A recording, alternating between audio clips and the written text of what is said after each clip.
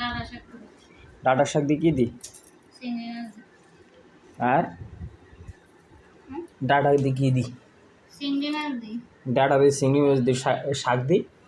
শাক এমনি। শাক এমনি? হুম। শাক এমনি কেমনি?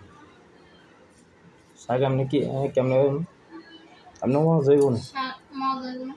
মজা হইব? হুম। চিংড়ি মাছ কে চাই? চিংড়ি মাছ কই জানে?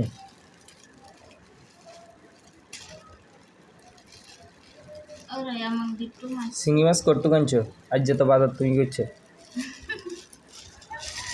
হ্যাঁ, চিংড়ি মাছ আধা কেজি। আধা কেজি? আধা কেজি কত নিয়েছি? 150।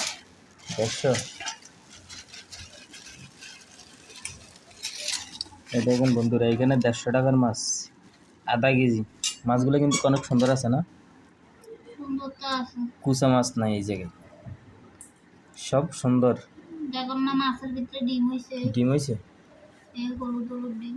ডিমগুলো তো দম দিলে চলে যাবে কই? আর যাইতে না। যাইতে না? কুটবার আগে ধুইল কুটবের আগে ধুইলে এটা একবার কেমন হয়? এমনি। হ্যাঁ, কথা আছে না, বুদ্ধি থাকলে গজ্জামাই খাওয়া লাগে না। আচ্ছা। এক হইছে বুদ্ধি।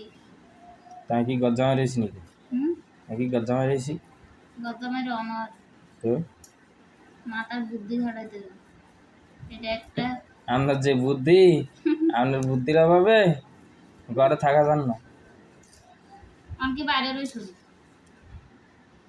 তো এই বন্ধুরা দেখেন, ডাঁটার শাক দিয়ে চিংড়ি মাছ দিয়ে এবং ডাঁটা দিয়ে মনে হয় চিংড়ি মাছ দিয়ে রান্না করবে আর কি। তো দেখেন অনেক সুন্দর হয়েছে না? শাকগুলো কিন্তু দেখা আছে। শাকগুলো সুন্দর আছে।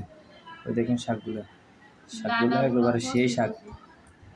অনেক সুন্দর শাক। তো বন্ধুরা সবাই ভালো থাকবেন, সবাইকে অসংখ্য ধন্যবাদ।